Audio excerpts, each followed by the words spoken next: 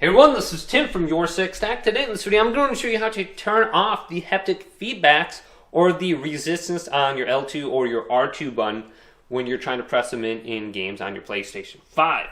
So sometimes I like this on for single player games, but I don't like it on for first person shooters when I'm playing online.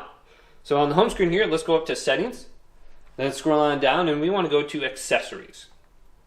Then we want to go to controller, general, and then go to the right. And then we have vibration intensity right here. This will be just the rumble pack. And then we can go to off right here, and this will be applied to every game.